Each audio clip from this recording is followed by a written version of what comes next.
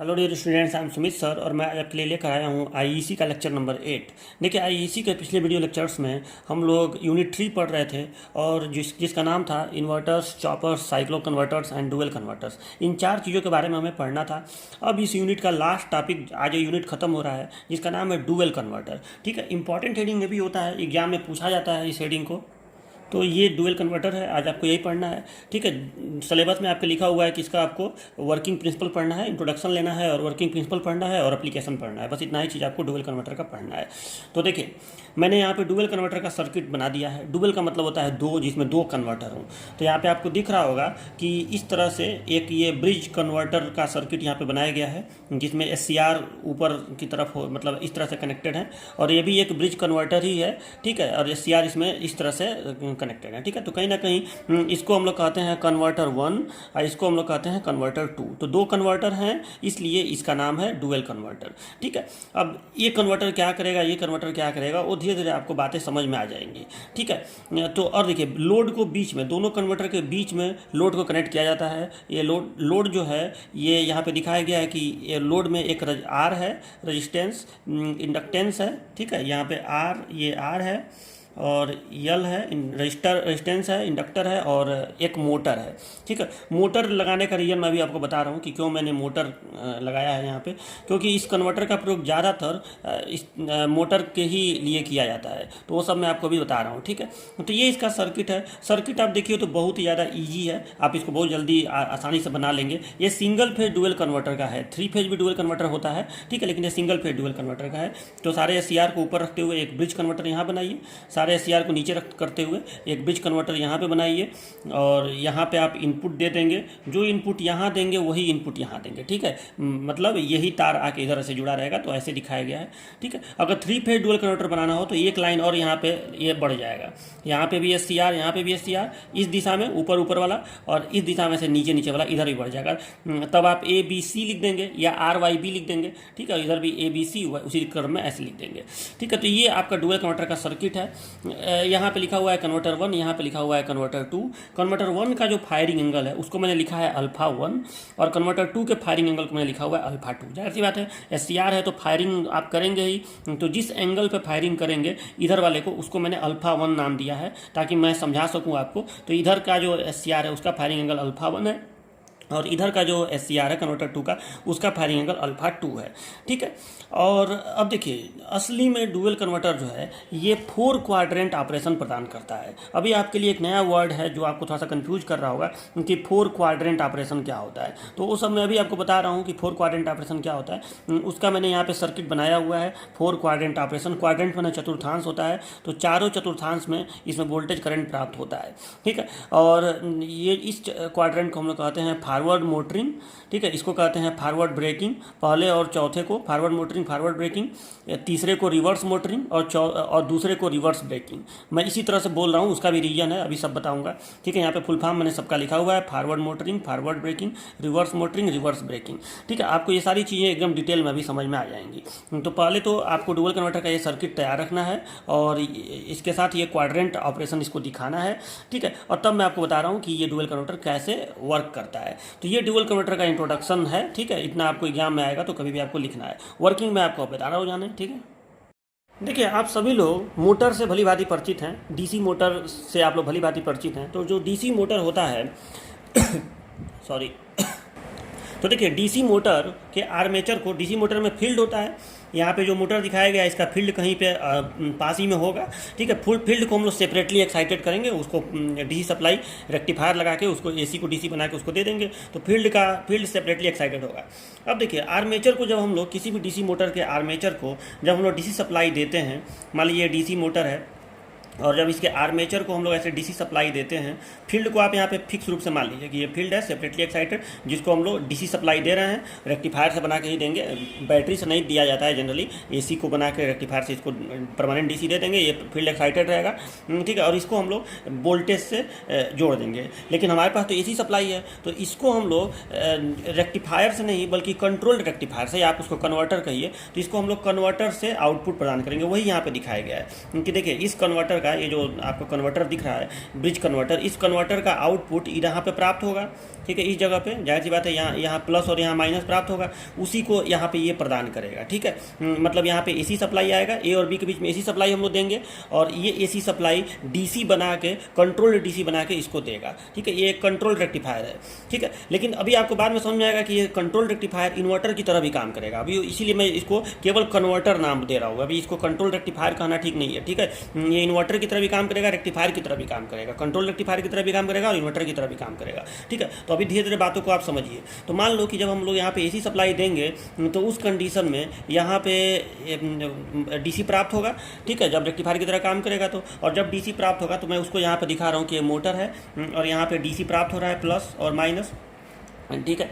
अब ये DC supply जब इसको प्राप्त होगा तो मोटर ऐसे ऐसे घूमने लगेगा, यही ना मोटर में होता है, तो मोटर ऐसे ऐसे घूमेगा। तो अब देखो, जब मोटर घूमने लगता है तो वो इलेक्ट्रिकल एनर्जी लेता है और उसको मैकेनिकल एनर्जी में कन्वर्ट करता है, और यहाँ पे जो भी आपका लोड रहेगा वो आपका लोड चलने लगेगा मोटर के साथ साथ। तो देखो, जब मोटर चलने लगता है तो वो बैक ईएमएफ पैदा करता है, इस डायरेक्शन में ऐसे बैक ईएमएफ ऐसे उत्पन्न करता है, वही यहाँ पे दिखाया गया है, ठीक है। ये बैक ईएमएफ डेवलप करेगा। अब देखो, मान लो कि मोटर एक डायरेक्शन में घूम रहा है, तो मोटर के एक डायरेक्शन में घूमने को हम लोग कहते हैं फॉरवर्ड मोटरिंग। मतलब मोटर को जब एक दिशा में हम लोग घुमाते हैं, मान लो कि इस दिशा को मैं फॉरवर्ड डायरेक्शन कह रहा हूँ, एंटी क्लॉकवाइज डायरेक्शन को, तो इस डायरेक्शन में मोटर जब घूमता रहेगा तो इस ऑपरेशन को हम लोग कहेंगे फॉरवर्ड मोटरिंग, कि हाँ मोटर फॉरवर्ड मोटरिंग में काम कर रहा है। मोटरिंग माने किसी एक दिशा में उसका स्पीड उसका घूमते रहना, ठीक है। तो उसमें स्पीड कंट्रोल भी आप करते हैं, ठीक है, लेकिन एक दिशा में अगर वो घूम रहा है तो उसको हम लोग कहते हैं फॉरवर्ड मोटरिंग। तो अब देखो, फॉरवर्ड मोटरिंग में होता क्या है कि वोल्टेज, मान लो कि ये सिरा प्लस पे है और ये सिरा माइनस पे है, तो ये इस डायरेक्शन में ऐसे ऐसे घूम रहा है, तो वोल्टेज यहाँ प्लस है और यहाँ माइनस है, ठीक है। ये वोल्टेज का डायरेक्शन है, ये वीओ यहाँ प्लस है, मान लो कि ये वीओ ही है ना, मोटर को जो वोल्टेज मिल रहा है वो वीओ ही तो प्राप्त हो रहा है। आप इसको वीटी भी लिख सकते हैं, मोटर का टर्मिनल वोल्टेज, ठीक है। तो ये वोल्टेज हो गया मोटर का। अब इसमें करंट इस डायरेक्शन में से इन कर रहा है और इस डायरेक्शन से ऐसे आउट हो रहा है, ऐसे इन कर रहा है और ऐसे आउट हो रहा है, यही तो हो रहा है। तो अब देखिए, इस समय मोटर एक डायरेक्शन में घूम रहा है। अब अगर हमें मोटर का ब्रेक लगाना हो, अगर हमें मोटर का स्पीड कम करना हो, यानी मोटर को रोकना हो, तो इसके लिए हम लोग एक काम करते हैं। कई उपाय होते हैं मोटर को रोकने के, कई विधियाँ होती हैं, लेकिन एक बहुत फेमस विधि है जिसका नाम होता है रीजनरेटिव ब्रेकिंग। ये मोटर को रोकने की एक बहुत फेमस सिस्टम होता है जिसका नाम होता है रीजनरेटिव ब्रेकिंग। अब इस सिस्टम में हम लोग करते क्या हैं कि मोटर को हम लोग बना देते हैं जनरेटर। ध्यान से समझिए, मोटर को हम लोग जनरेटर बना देते हैं। देखो हम लोग करेंगे क्या, हम लोग करेंगे ये कि मोटर का ये जो वोल्टेज है, मतलब जब जो ऊपर प्लस है और नीचे माइनस है, इस वोल्टेज के डायरेक्शन को हम लोग चेंज कर देंगे। ध्यान से समझना, वोल्टेज के डायरेक्शन को चेंज कर देंगे।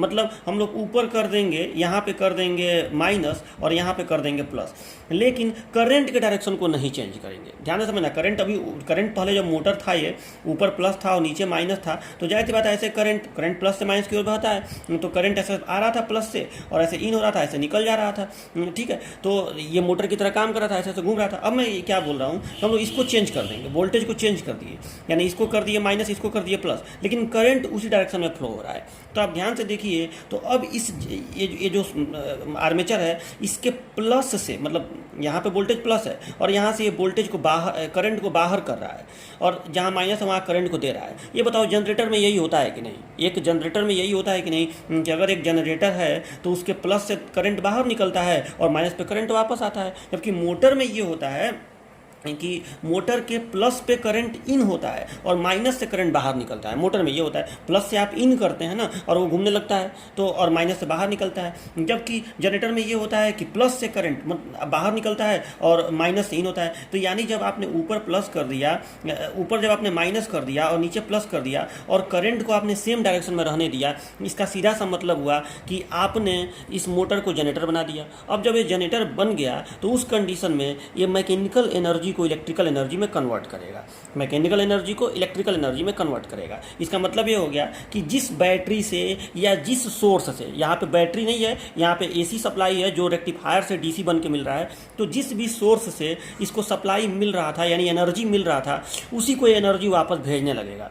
या अगर यहाँ पे बैटरी होता, मेरे कहने का मतलब है कि अगर यहाँ पे सपोर्ट डायरेक्ट बैटरी ही होता, तो कहने का मतलब यह है कि अगर इसका वोल्टेज आप उल्टा कर देंगे तो ये इस बैटरी को चार्ज करने लगेगा, मतलब सोर्स को ये पावर या एनर्जी भेजने लगेगा वापस। यानी कहीं ना कहीं इसका जो एनर्जी है, जो इसके अंदर मैकेनिकल एनर्जी है, वो इलेक्ट्रिकल एनर्जी में कन्वर्ट होने लगेगा, और इस तरह से धीरे धीरे धीरे धीरे मोटर पे ब्रेक लग जाएगा। क्योंकि जाहिर बात है जब उसका मैकेनिकल एनर्जी खत्म होने लगा, कन्वर्ट होने लगा इलेक्ट्रिकल में, तो ब्रेक लगेगा ही। इसी को हम लोग कहते हैं रीजनरेटिव ब्रेकिंग। अब इसको ग्राफिकल तरीके से हम लोग कैसे दिखाते हैं, तो देखिए अगर इसको हमको ग्राफिकल तरीके से दिखाना हो तो इसको हम लोग इस तरह से दिखाते हैं कि ये क्वाड्रेंट है, ठीक, और ये मान लो कि ये जो ग्राफ है, ये जो लाइन है, ये करंट का है। करंट मतलब जो मोटर को करंट, यानी कहीं ना कहीं इस रेक्टिफायर का आउटपुट करंट और रेक्टिफायर का आउटपुट वोल्टेज, वही मोटर का करंट और वोल्टेज है। तो मैं इसको मान लो कि यहाँ पे इस जगह वाई एक्सिस से मान लो मैं वोल्टेज को दिखा रहा हूँ, वी ओ को, और यहाँ पे मैं आई ओ को दिखा रहा हूँ, ठीक है। तो अब देखो वी ओ जब ऊपर प्लस है, ध्यान से समझिएगा, ऊपर प्लस है और नीचे माइनस है इस मोटर के अक्रॉस,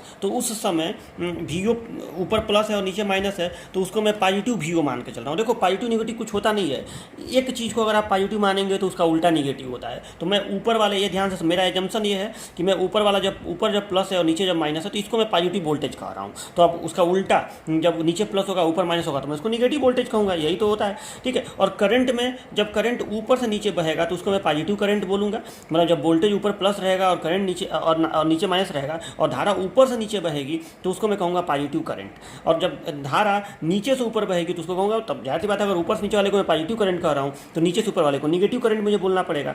तो अब देखो, तो मैं यही ना बोल रहा हूँ कि जब ऊपर वोल्टेज प्लस है और नीचे माइनस है और करंट ऊपर से नीचे बह रहा है, यानी इन दोनों को मैं पॉजिटिव बोल रहा हूँ, ये दोनों पॉजिटिव वाला कंडीशन हुआ। वोल्टेज ऊपर प्लस नीचे माइनस और करंट ऊपर से नीचे फ्लो हो रहा है, तो ये दोनों पॉजिटिव हुआ। यानी यहाँ पे अगर आप डीसी वोल्टेज और करंट का ग्राफ दिखाएं तो दोनों को पॉजिटिव वाले में ही दिखाना पड़ेगा कि हाँ इतना वोल्टेज है और इतना करंट है। ये भी पॉजिटिव एक्सिस पे आगे बढ़ेगा, ये भी निगेटिव पॉजिटिव एक्सिस पे आगे बढ़ेगा, इतना वोल्टेज है इतना करंट है। मतलब आपका जो भी ग्राफ बन के आएगा वो इसी एरिया में बन के आएगा। इसी को हम लोग कहते हैं फर्स्ट क्वाड्रेंट, मतलब वोल्टेज और करंट दोनों पॉजिटिव है, ठीक है। और इस समय हो क्या रहा है, जब वोल्टेज और करंट दोनों पॉजिटिव है तो देखो पावर बराबर क्या होता है, पावर बराबर होता है V इंटू आई।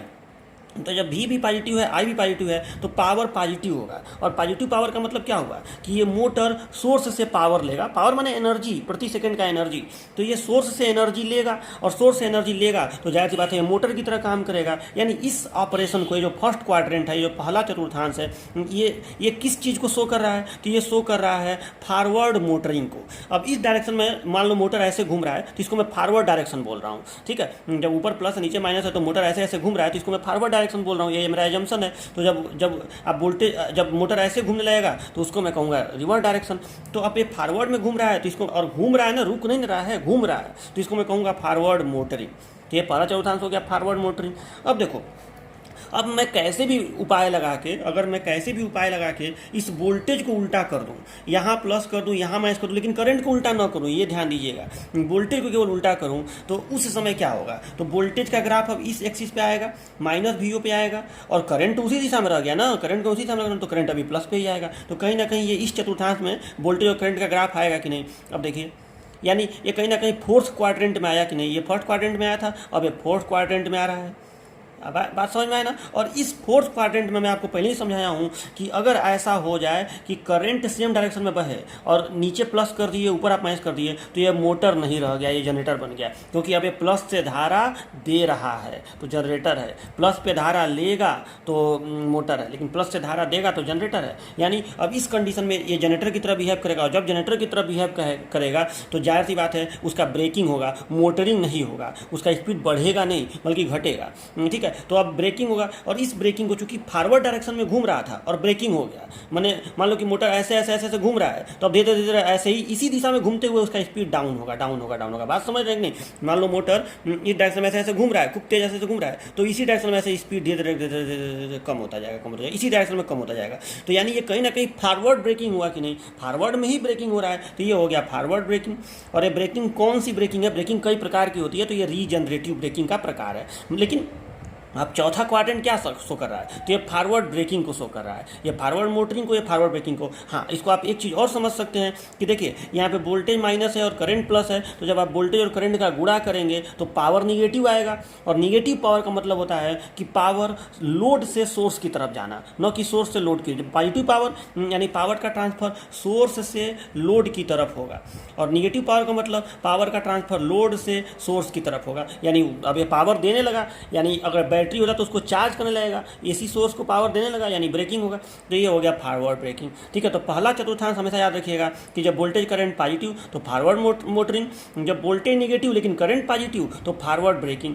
ठीक है, अच्छा इसी तरीके से आप मान लीजिए कि हम इस मोटर को सपोर्ट है कि ऐसे चलाएं, मोटर को ऐसे भी तो घुमाया जा सकता है कि चलाया जा सकता है कि ऊपर माइनस नीचे प्लस, और अब इसको मिटाओ, ऊपर माइनस नीचे प्लस, और जहाँ पे आपका प्लस है उस उधर ही से मैं धारा दे दूँ इसको ऐसे, और इधर से धारा निकालूँ, मतलब बैटरी को या रेक्टिफायर को मैं इस तरह से कनेक्ट करूँ कि यहाँ नीचे प्लस रहे ऊपर माइनस रहे। जो भी रेक्टिफायर का आउटपुट है, चाहे अगर सीधे बैटरी से चला रहे हैं तो प्लस को नीचे रखूँ और माइनस को ऊपर रखूँ तो भी तो मोटर घूमेगा, जाहिर सी बात है। लेकिन अब घूमने की दिशा उल्टी होगी। आपको मालूम है ना कि मोटर का अगर आप पॉजिटिव नेगेटिव चेंज कर देंगे तो मोटर की घूमने की दिशा बदल गई। ठीक है, यानी अब अगर नीचे प्लस है ऊपर माइनस है तो मोटर अगर पहले ऐसे घूम रहा था तो अब ऐसे घूमेगा, रिवर्स डायरेक्शन इसको मैं बोल रहा हूँ। इसको अगर मैं फॉरवर्ड बोल रहा हूँ तो इसको रिवर्स बोलना पड़ेगा मुझे, तो अब मोटर रिवर्स डायरेक्शन में घूम रहा है, और अभी भी ये प्लस से धारा ले रहा है और माइनस से धारा दे रहा है, यानी ये मोटर की तरह बिहेव करेगा, न कि जनरेटर की तरह। और इस तरह के मोटरिंग को हम कहेंगे रिवर्स मोटरिंग। यानी आप ध्यान से देखिए तो यहाँ वोल्टेज भी उल्टा हो गया। मैंने ऊपर प्लस और नीचे माइनस वाले वोल्टेज को प्लस बोला था, और धारा ऊपर से नीचे वाले को प्लस बोला था, लेकिन यहाँ पे वोल्टेज भी उल्टा, नीचे प्लस ऊपर माइनस, और करंट भी उल्टा, यानी नीचे से ऊपर धारा जा रही है, यानी वोल्टेज भी निगेटिव करंट भी निगेटिव। तो अब बताओ, वोल्टेज निगेटिव यानी ए वाला एक्सिस, और करंट निगेटिव माने ए वाला एक्सिस। ये माइनस आई है ना, अगर ये प्लस आई है ऊपर से नीचे वाली धारा तो ये माइनस आई होगा नीचे से ऊपर वाली धारा। तो अब अगर इन दोनों वी और आई के कॉम्बिनेशन को मुझे दिखाना हो तो सारे कोऑर्डिनेट इसी चतुर्थांश में आएंगे। ठीक है, तो अब ये वाला चतुर्थांश में वो सारे कोऑर्डिनेट्स शो होंगे। किस क्वाड्रेंट में? चौथे क्वाड्रेंट में, समझ रहे हैं, तीसरे क्वाड्रेंट में। ये तीसरा क्वाड्रेंट हो गया।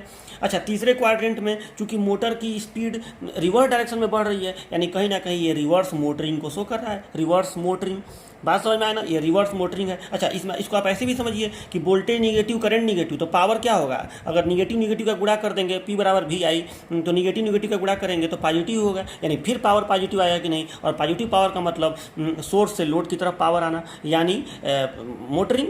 मोटर इलेक्ट्रिकल को मैकेनिकल में कन्वर्ट करेगा, मोटर की तरफ बिहेव करेगा, सोर्स से लोड की तरफ आएगा पावर, एनर्जी का ट्रांसफर सोर्स से लोड की तरफ होगा। तो ये रिवर्स मोटरिंग हो गया कि नहीं, तीसरा चौथा। और अब इसी का उल्टा एक चीज़ और कि अगर मैं करंट को उसी डायरेक्शन में बहने दूं, रिवर्स वाले डायरेक्शन में, ठीक है, और वोल्टेज को अगर मैं उल्टा कर दूं, मतलब इसको प्लस कर दूं और इसको माइनस कर दूं, तो ये बताओ ये मोटर फिर जनरेटर बन गया कि नहीं? क्योंकि यहाँ प्लस से धारा देने लगा और माइनस धारा लेने लगा, यानी लेकिन अब इस वोल्टेज को पॉजिटिव वोल्टेज में मुझे बोलना पड़ेगा कि नहीं, ऊपर प्लस और नीचे माइनस को मैं पॉजिटिव वोल्टेज बोल रहा हूँ, लेकिन करंट अभी भी निगेटिव है। तो देखो, करंट निगेटिव, वोल्टेज पॉजिटिव, तो ये दूसरे चौथांश में चला गया कि नहीं, बताइए। अब ये दूसरे चौथांश में चला गया। अब ये दूसरे चौथांश में चला गया तो और जाहिर सी बात है यहाँ पे ब्रेकिंग होगा मोटर का, लेकिन रिवर्स डायरेक्शन में घूम रहा है, अब तब इसका स्पीड कम होगा, मतलब मोटर ऐसे ऐसे ऐसे घूम रहा है और इसका स्पीड धीरे धीरे धीरे उसी डायरेक्शन में कम होने लगेगा, यानी ये रिवर्स ब्रेकिंग हुआ। तो ये हो गया रिवर्स ब्रेकिंग। ये दूसरा चतुर्थांश हो गया। अच्छा, इसमें आप ये भी देख सकते हैं कि वोल्टेज पॉजिटिव करंट निगेटिव गुणा करेंगे तो निगेटिव पावर, और निगेटिव पावर का मतलब कि पावर लोड से सोर्स की तरफ जाएगा, यानी ब्रेक लगेगा। तो यही यहाँ पे हम दिखाए हैं यहाँ पे कि ये चार चतुर्थांश। देखिए, ये फॉरवर्ड मोटरिंग दोनों पॉजिटिव, यहाँ पे वोल्टेज निगेटिव करंट पॉजिटिव, तो फॉरवर्ड ब्रेकिंग। यहाँ पे फिर तीसरा चतुर्थांश देखिए कि यहाँ पे वोल्टेज भी निगेटिव करंट भी निगेटिव, तो रिवर्स मोटरिंग, और वोल्टेज पॉजिटिव करंट निगेटिव तो रिवर्स ब्रेकिंग। ये बात आपको समझ में आएगी नहीं? यही 4 क्वाड्रेंट ऑपरेशन होता है, 4 क्वाड्रेंट ऑपरेशन, इसका मतलब यहाँ पे मैं बता दिया हूँ। अब डुअल कन्वर्टर से इसका क्या लेना देना है? तो देखो, बात यह है कि हमें इंडस्ट्रीज में मोटर को लगाना है, विभिन्न काम करने के लिए हमें मोटर को लगाना पड़ता है, और मोटर को कई सारे ऐसे ड्राइव होते हैं, ड्राइव का मतलब कई सारे सारे ऐसे सिस्टम होते हैं जिसमें हमें मोटर को कभी ऐसे घुमाना है, कभी अचानक रोक देना है, कभी ऐसे घुमाना है, कभी अचानक रोक देना है। मतलब हमें कई जगह ऐसा होता है कि हमें 4 क्वाड्रेंट ऑपरेशन की ज़रूरत पड़ती है। बहुत सारे ऐसे वर्क होते हैं, आजकल तो इंडस्ट्रियाँ आपको मालूम है ऑटोमेटिक हो गई हैं, हर जगह मोटर का प्रयोग होता है। तो उस समय कभी मोटर को ऐसे चलाना है, कभी किसी पर्पज के लिए ऐसे चलाना है, कभी अचानक रोक देना है, ऐसे ऐसे चल रहा है रोक देना है, फिर ऐसे ऐसे चल रहा है रोक देना है। तो मतलब हमें 4 क्वाड्रेंट ऑपरेशन की ज़रूरत है। तो अब ये काम हम हाथ से करेंगे क्या? अगर हम ये काम जो है उसको हाथ से करना कहाँ संभव है कि हम मोटर के वोल्टेज को कभी प्लस रखेंगे, कभी करंट को माइनस रखेंगे, कभी वोल्टेज को माइनस करेंगे, करंट को, ये सब हाथ से नहीं हो सकता इतना जल्दी और इतना स्मूथली। इसको करने के लिए हमें कोई इलेक्ट्रॉनिक सर्किट चाहिए, कोई पावर इलेक्ट्रॉनिक सर्किट चाहिए, वही ये सर्किट डुअल कन्वर्टर है। अब ये डुअल कन्वर्टर करता क्या है कि केवल इस फायरिंग एंगल को चेंज करके, मतलब इस अल्फा 1 और अल्फा 2, अल्फा 1 किसका फायरिंग एंगल है? कन्वर्टर 1 का। और अल्फा 2 किसका फायरिंग एंगल है? कन्वर्टर 2 का। तो केवल इस फायरिंग एंगल को एडजस्ट करके हम जब जो क्वाड्रेंट में चाहेंगे मोटर को चला लेंगे। बात समझ में आया ना? मतलब हम जब चाहेंगे तो VO को प्लस रखेंगे और IU को भी प्लस रखेंगे, मतलब धारा ऊपर नीचे बहेगी। हम जब चाहेंगे तो IU को ऊपर से नीचे ही बहाएंगे, मतलब प्लस में ही बहाएंगे, लेकिन वोल्टेज को उल्टा कर लेंगे। यहाँ पे नीचे माइनस कर लेंगे, ऊपर प्लस, नीचे प्लस कर लेंगे, ऊपर माइनस कर लेंगे। यानी हम सेकेंड क्वाड्रेंट में वोल्टेज निगेटिव कर लेंगे और करंट पॉजिटिव आ जाएगा। यानी हम यहाँ पे फॉरवर्ड ब्रेकिंग कर लेंगे। हम जब चाहेंगे तो ये भी कर लेंगे, नीचे प्लस ऊपर माइनस, और करंट को नीचे से ऊपर, यानी दोनों निगेटिव में हो गया, यानी रिवर्स मोटरिंग करवा लेंगे। और जब हम जब चाहेंगे तो ऐसा भी कर लेंगे, हम जब चाहेंगे तो ऐसा भी कर लेंगे कि करंट उसी दिशा में बहे, मतलब करंट निगेटिव ही रहे लेकिन वोल्टेज पॉजिटिव हो जाए, यानी second quadrant voltage positive current negative second quadrant में चलवा लेंगे और इस समय रिवर्स ब्रेकिंग करवा लेंगे इस डुअल कन्वर्टर में, केवल इस अल्फा 1 और अल्फा 2 की मदद से। ओके, तो ये होता है आपका डुअल कन्वर्टर। तो अब आपको थोड़ा थोड़ा कॉन्सेप्ट समझ में आ गया होगा। अब देखिए ये जो कन्वर्टर 1 है, अब एक बात और समझ लीजिए कि जो कन्वर्टर 1 है इसका ये जो फायरिंग एंगल अल्फा 1 है, उसके फायरिंग एंगल को अल्फा 1 को जब मैं 90 डिग्री से कम रखूँगा, मतलब 0 से 90 डिग्री के बीच में रखूँगा, ठीक है, 0 to 90 डिग्री तक जब मैं इसको रखूँगा अल्फा 1 के फायरिंग एंगल को, मतलब 10 डिग्री 20 डिग्री 40 डिग्री 90 से कम, तो उस समय मैं आपको बता रहा हूँ कि हमें फॉरवर्ड मोटरिंग का ऑपरेशन प्राप्त होगा। याद रखिएगा, फॉरवर्ड मोटरिंग, यानी वोल्टेज ऊपर प्लस नीचे माइनस और करंट ऊपर से नीचे, ये होगा। ठीक है, अच्छा चलो कैसे होगा वो बात की बात है, पहले ये समझिए क्या होगा, पहले ये समझिए। यानी मैं ये बोल रहा हूँ कि इस क्वाड्रेंट को प्राप्त करने के लिए हमें क्या करना पड़ेगा, तो इस क्वाड्रेंट को प्राप्त करने के लिए alpha 1 should be less than 90 degree होना पड़ेगा, तो ऐसा होगा। अच्छा चलो ठीक है। अच्छा, जब ये अल्फा 1 का मान, मैंने इसी कन्वर्टर का, जब अल्फा 1 का मान हम लोग 90 से 180 के बीच में रखेंगे, मतलब ग्रेटर देन 90 कर देंगे। 180 ज़्यादा तो कभी फायरिंग एंगल होता ही नहीं है, ठीक है। फायरिंग एंगल का मान हमेशा 0 से 180 तक ही होता है, उससे ज़्यादा फायरिंग एंगल होता ही नहीं है, 270 360 सब नहीं होता है, ठीक है। तो जब अल्फा 1 का मान हम लोग 90 से 180 के बीच में रखेंगे, ठीक है, यानी यहाँ पे 0 से 90 था ना, और जब इसका मान 9 मैंने मोर देन 90, ऐसे मैं लिख रहा हूँ कि जब अल्फा लेस देन 90 होगा तो ये, और जब अल्फा 1 का मान ग्रेटर देन 90 डिग्री होगा तो उस समय मैं आपको बता रहा हूँ कि कौन सा क्वाड्रेंट ऑपरेशन प्राप्त होगा, तो फॉरवर्ड ब्रेकिंग का क्वाड्रेंट ऑपरेशन प्राप्त होगा। फॉरवर्ड ब्रेकिंग यानी ये क्वाड्रेंट कब प्राप्त होगा, जब अल्फा 1 ग्रेटर देन 90 डिग्री होगा, ठीक है। और इसका मतलब क्या हुआ कि वोल्टेज जब ऐसा होगा कि आप अल्फा 1 का मान ग्रेटर देन 90 कर देंगे तो वोल्टेज नीचे प्लस ऊपर माइनस, लेकिन करंट ऊपर से नीचे ही फ्लो होगा, तो जाहिर सी बात है वो फॉरवर्ड ब्रेकिंग होगा। अभी समझाया हूँ आपको क्यों रिजनरेटिव ब्रेकिंग होने लगेगा, मोटर जनरेटर की तरह काम करने लगेगा, बताया हूँ ना। चलो ये तो हो गया। तो ये 2 क्वाड्रेंट हमको प्राप्त हो गया, कैसे प्राप्त होंगे आपको समझा दिया, मतलब क्या करने पर प्राप्त होगा बता दिया। अब ये कैसे होगा ये इस फायरिंग एंगल से, वो मैं भी आपको समझाऊंगा, ठीक है। चलो अब इधर देखिए, ये जो कन्वर्टर आपको दिख रहा है, ठीक है, इस कन्वर्टर में जब आप अल्फा 2 का मान, सेम इसी तरीके से जब आप अल्फा 2 का मान लेस देन 90 डिग्री रखेंगे तो आपको ये थर्ड क्वाड्रेंट प्राप्त होगा, ठीक है। यानी थोड़ा सा यहीं पे लिख दीजिएगा, जब आप अल्फा 2 का मान लेस देन 90 डिग्री रखेंगे तो आपको ये क्वाड्रेंट प्राप्त होगा, यानी रिवर्स मोटरिंग। यानी रिवर्स मोटरिंग का मतलब नीचे प्लस ऊपर माइनस और धारा नीचे से ऊपर, ठीक है, इस तरह से नीचे प्लस ऊपर माइनस और धारा नीचे से ऊपर, इधर से वो धारा प्रवाहित होगी तो ऐसे धारा नीचे से ऊपर, ठीक है। तो ये रिवर्स मोटरिंग का आपका ऑपरेशन हो गया। और अंतिम बात कि जब आप अल्फा 2 का मान ग्रेटर देन 90 डिग्री रखेंगे, अल्फा 2 का मान ग्रेटर देन 90 डिग्री रखेंगे तो उस कंडीशन में रिवर्स ब्रेकिंग का ऑपरेशन प्राप्त होगा, ठीक है। अल्फा 2 ग्रेटर देन 90 डिग्री जब आप रखेंगे तो रिवर्स ब्रेकिंग प्राप्त होगा। और रिवर्स ब्रेकिंग का मतलब कि धारा ऐसे ही बहेगी, लेकिन वोल्टेज उल्टा हो जाएगा, ऊपर प्लस और नीचे माइनस, मतलब वोल्टेज पॉजिटिव वाला हो जाएगा। ठीक है, तो ये रिवर्स ब्रेकिंग का आपको ऑपरेशन प्राप्त होगा। एक समय में कोई एक ही फायरिंग आपको करना है, मतलब ये नहीं कि इधर अल्फा इसको भी फायरिंग एंगल दे दिए, मतलब कोई एक ही अल्फा 1 को अगर आप दिए हुए हैं तो अल्फा 2 उस समय नहीं देंगे। ठीक है, अल्फा 2 को अगर दिए हुए हैं तो अल्फा 1 नहीं देंगे। अल्फा 1 अगर आप 90 से कम देंगे तो ये प्राप्त होगा क्वाड्रेंट ऑपरेशन। अगर अल्फा 1 को आप 90 से ज़्यादा देंगे तो ये क्वाड्रेंट ऑपरेशन प्राप्त होगा। अगर अल्फा 2 को आप ये वाला आप देंगे तो रिवर्स ब्रेकिंग होगा, और ये वाला देंगे तो रिवर्स मोटरिंग होगा। तो ज़्यादा बात है, मोटर को आप एक बार में किसी एक ही काम न करवाएंगे, या तो उसको फॉरवर्ड में चलाएंगे या तो उसका ब्रेक लगाएंगे। अभी थोड़ा है कि फॉरवर्ड में चलाएंगे उसमें ब्रेक, ऐसा थोड़े होता है। मोटर कोई इससे कोई एक बार में कोई एक ही काम आप लेंगे, एक समय में कोई एक काम करवाएंगे, या तो फॉरवर्ड मोटरिंग या फॉरवर्ड ब्रेकिंग या रिवर्स मोटरिंग रिवर्स ब्रेकिंग। तो ये आपका हो गया डुअल कन्वर्टर। तब देखिए आपको करना क्या है, अभी मैं आपको पूरा डिटेल बताऊंगा। तो करना आपको ये है कि नोट्स में आपको सबसे पहले लिखना है डुअल कन्वर्टर, कि डुअल कन्वर्टर एक ऐसा कन्वर्टर होता है जो हमें 4 क्वाड्रेंट ऑपरेशन प्राप्त करता है। इसमें 2 कन्वर्टर 1 और कन्वर्टर 2 लगे होते हैं। कन्वर्टर 1 के फायरिंग एंगल को अल्फा 1 से दर्शाया गया है, कन्वर्टर 2 के फायरिंग एंगल को अल्फा 2 से दर्शाया गया है। जब अल्फा 1 का मान 90 डिग्री से कम होता है तो फर्स्ट क्वाड्रेंट ऑपरेशन प्राप्त होता है। फर्स्ट क्वाड्रेंट ऑपरेशन प्राप्त होता है अर्थात मोटर का फॉरवर्ड मोटरिंग संभव होता है। ठीक है, जब अल्फा 1 का मान ग्रेटर देन 90 डिग्री होता है तो हमें फोर्थ क्वाड्रेंट ऑपरेशन प्राप्त होता है, अर्थात मोटर का फॉरवर्ड ब्रेकिंग होता है या कराया जाता है। ठीक है, जब अल्फा 2 का मान लेस देन 90 डिग्री होता है तो हमें थर्ड क्वाड्रेंट ऑपरेशन प्राप्त होता है, अर्थात मोटर रिवर्स मोटरिंग में ऑपरेट होता है या चलता है। और जब अल्फा 2 का मान ग्रेटर देन 90 डिग्री होता है तो सेकेंड क्वाड्रेंट ऑपरेशन प्राप्त होता है, अर्थात मोटर का रिवर्स ब्रेकिंग होता है। चलो, तो ये आप ऐसे लिख देंगे। और ये सर्किट, ये क्वाड्रेंट ऑपरेशन और ये क्वाड्रेंट ऑपरेशन बनाने के बाद ये सब अच्छे से लिख दीजिएगा, यही सब एग्जामिनर देखेगा। ठीक है, और फिर आपका ये नीचे अच्छे से बता दीजिएगा। ठीक है, ये मत लिखिएगा अभी। ठीक है, ये तो आपको समझाने के लिए मैं बताया हूँ। चलो, अब आपको मुझे ये बताना है कि ऐसा कैसे होगा। मतलब ये मुझे ये समझाना है कि कन्वर्टर 1 में ऐसा होने पर कैसे होगा। ये वोल्टेज जो मैं बता रहा हूँ कि उल्टा हो जाएगा लेकिन करंट उसी दिशा में बहेगा, ये बताना है आपको।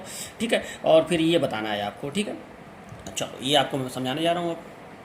अब देखो, ये जो मोड है, जब अल्फा 1 लेस देन 90 डिग्री हो, यानी ऊपर प्लस और नीचे माइनस और धारा ऊपर से नीचे बहे, इसको हम लोग कहते हैं रेक्टिफिकेशन मोड। ठीक है, मतलब उस स्थिति में ये जो आपका कन्वर्टर 1 है, ये रेक्टिफायर, कंट्रोल रेक्टिफायर है यहाँ पे, चूंकि ये CR है तो ये कंट्रोल रेक्टिफायर की तरह वर्क करेगा, यानी ये रेक्टिफिकेशन मोड में काम करेगा। याद रखिएगा, जब अल्फा 1 लेस देन 90 हो, ठीक है, तो ये वाला जो कन्वर्टर है वो रेक्टिफिकेशन मोड में काम करेगा, रेक्टिफिकेशन मोड में। ठीक है, और जब अल्फा 1 का मान ग्रेटर देन 90 होगा तो ये कन्वर्टर जो है वो इन्वर्टर की तरह काम करेगा, यानी वो इन्वर्टर मोड में काम करेगा, इन्वर्टर मोड में वो काम करेगा। अभी ये रेक्टिफायर मोड में है, रेक्टिफिकेशन मोड में है, और जब ये ग्रेटर 90 हो जाएगा तो ये रेक्टिफिकेशन इन्वर्टर मोड में काम करेगा। इन्वर्टर मोड में काम करने का मतलब कि करंट को नहीं चेंज करेगा लेकिन वोल्टेज को चेंज कर देगा, वोल्टेज उल्टा कर देगा, यानी नीचे प्लस कर देगा ऊपर माइनस। इन्वर्टर का मतलब ये था ना, वोल्टेज उल्टा करना, तो नीचे प्लस कर देगा ऊपर माइनस कर देगा, वोल्टेज उल्टा कर देगा लेकिन करंट उसी दिशा में रखेगा। ठीक है, अच्छा, और सेम यही चीज़ इस वाले में भी होगा, सेम यही चीज़ इस वाले में भी होगा कि जब अल्फा 2 लेस देन 90 होगा तो ये रेक्टिफायर की तरह रेक्टिफिकेशन मोड में काम करेगा। ठीक है, लेकिन ये रेक्टिफिकेशन इस तरह से करेगा कि नीचे प्लस और ऊपर माइनस, इस तरह से। मतलब जिस रेक्टिफायर की तरह ये काम किया था कि ऊपर प्लस नीचे माइनस, उसका उल्टा ये रेक्टिफायर की तरह काम करेगा। तभी ये 4 क्वाड्रेंट दे पा रहा है, नीचे प्लस ऊपर माइनस, और धारा को नीचे से ऊपर ऐसे बहाएगा इस वाले, लेकिन काम वो रेक्टिफायर की तरह ही करेगा। ठीक है, बस ये उल्टा कनेक्शन इसलिए किया गया है ताकि ये ऐसे दे। ठीक है, नीचे प्लस ऊपर माइनस और धारा भी नीचे से ऊपर, और इस लेकिन रेक्टिफिकेशन मोड हुआ। और जब अल्फा 2 का मान, मतलब इस वाले कन्वर्टर के फायरिंग एंगल का मान, अल्फा 2 का मान 90 डिग्री से ज़्यादा होगा तो उस समय ये वाला कन्वर्टर 2 इन्वर्टर की तरह काम करेगा, माने ये इन्वर्टर मोड में काम करेगा। इन्वर्टर मोड का मतलब कि अगर ये नीचे प्लस दिया था ऊपर माइनस दिया था तो उसका उल्टा, यानी ऊपर प्लस दे नीचे माइनस दे, लेकिन धारा को उसी दिशा में रखे, तो हो गया ये इस क्वाड्रेंट में दबा जाएगा। बात समझ में आ रहा है ना? तो इस तरह से आपका ये 2 कन्वर्टर इसमें लगे रहते हैं, कन्वर्टर 1 कन्वर्टर 2। तो अब चलिए इसको हम लोग डिटेल में समझते हैं वेब फॉर्म वगैरह की मदद से। ये तो सबसे पहले मैंने क्या किया है कि जो सबसे पहले मैंने यहाँ पे केवल कन्वर्टर वन को बनाया है। ध्यान से देखिए, केवल कन्वर्टर वन है। इस वाले में आपको दिख रहा होगा ना, ये केवल मैंने यहाँ के कन्वर्टर वन को, ये जो कन्वर्टर वन है इसको केवल बनाया है, और लोड को इधर को भी मैं नहीं दिखा रहा हूँ। ठीक है, तो चलो ये कन्वर्टर वन को मैंने दिखाया है और इसको मैं रेक्टिफिकेशन मोड में चलाऊँगा। रेक्टिफिकेशन मोड का मतलब कि मैं अल्फा वन को 90 से कम रखूँगा, यानी इस मोड में ऊपर प्लस मिलना चाहिए, नीचे माइनस मिलना चाहिए, और डीसी सप्लाई का ऊपर प्लस नीचे माइनस, और धारा ऊपर नीचे बहनी चाहिए, यही होना चाहिए। तो ये फॉरवर्ड मोटरिंग यानी मोटर की दिशा में अपना स्पीड को बढ़ाता जाएगा, ये होना चाहिए इसमें। चलो ठीक है, और अब देखिए यहाँ पर मैंने एसी सप्लाई दे दिया। ठीक है, ये हो गया। और ये 4 SCR T1 T2 T3 T4 नाम आप ऐसे ही देंगे, T1 T2 T3 T4। और इधर वाले का नाम देखिए कैसे दिया गया है यहाँ पे, यहाँ देखिए T1 T2 T3 T4, इधर वाले का नाम T5 T6 T7 T8 ऐसे दिया गया है ना, तो ऐसे ही आप भी नाम दीजिएगा। चलो अब देखिए, अब यहाँ पे ये सोर्स वोल्टेज है जो एसी सप्लाई का है, तो इसको तो आप ऐसे बनाना जानते ही हैं, 0 पाई 2 पाई 3 पाई 4 पाई 5 पाई। ठीक है, ओमेगा टी यहाँ पे लिख दिया गया है, ये सोर्स वोल्टेज है। अच्छा, इसके बाद आपको वी और आई का ग्राफ बना के दिखाना है। तो चलो, अल्फा वन का मान आपको 90 से कम रखना है, यानी इससे कम रखना है। ध्यान से ये सुन लीजिए, इससे कम रखना है।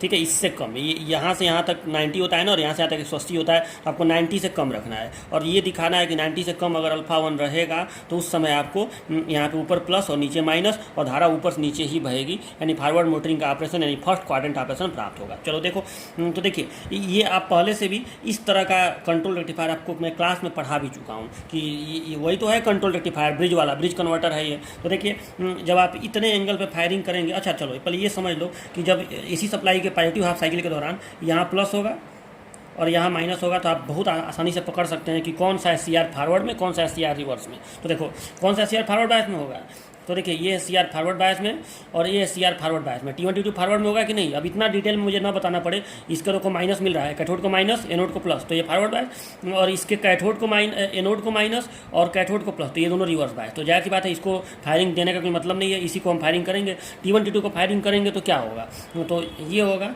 जब आप T1 T2 को फायरिंग करेंगे कि ये वाला जो वोल्टेज है आपको प्राप्त होने लगेगा। ठीक है, तो देखिए तो लोड पर मतलब इतना दूर का वोल्टेज नहीं मिलेगा।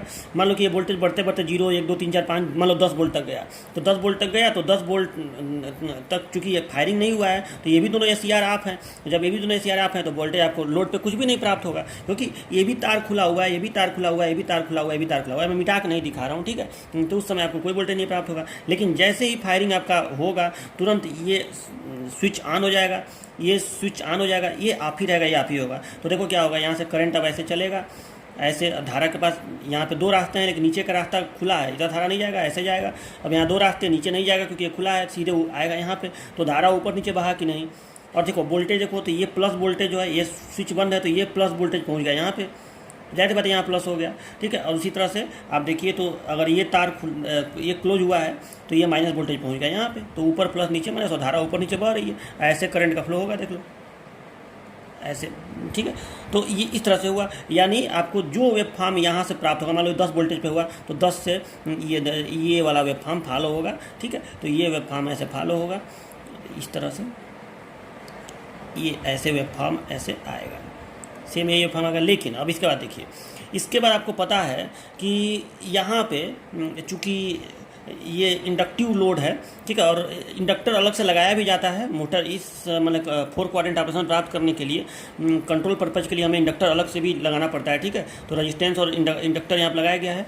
तो ये देखो, जो इंडक्टर है, अब जाहिर सी बात है, अगर लोड में इंडक्टर है, इंडक्टिव लोड है यहाँ पे, तो उस समय आपको मालूम है कि होगा क्या, कि इंडक्टिव लोड की वजह से जब ऊपर, मान लो कि पहले ऊपर प्लस है और नीचे माइनस है, तो इंडक्टर के सिस्टम को थोड़ा अच्छे से समझिए पहले। देखो इंडक्टर क्या करता, क्या है कि इंडक्टर ये करता है कि अगर किसी इंडक्टर को ऐसे सप्लाई मिल रहा था, प्लस और माइनस, ठीक है, इस तरह से सप्लाई मिल रहा है, और सपोज डेट मान लो कि ये स्विच ऐसे ये स्विच क्लोज है, मतलब ये SCR ही स्विच की तरह बिहेव कर रहा है, और मान लो कि इसको अगर प्लस और माइनस मिल रहा है, और अचानक अगर आप इसका सप्लाई कट करेंगे, तो इंडक्टर देखो जितना एनर्जी लेता है उतना ही एनर्जी दे देता है। इंडक्टर की एक खासियत होती है कि इंडक्टर जितना एनर्जी देता है उतना एनर्जी लेता है, उतना एनर्जी दे देता है। ठीक है, तो होगा क्या कि अगर यहाँ प्लस है, यहाँ माइनस है, तो फिर ये उल्टा कर लेगा, यहाँ प्लस कर लेगा और यहाँ माइनस कर लेगा। और जो वेव फॉर्म, मान लो कि इसको इस वेव फॉर्म से ऐसे प्राप्त हुआ था,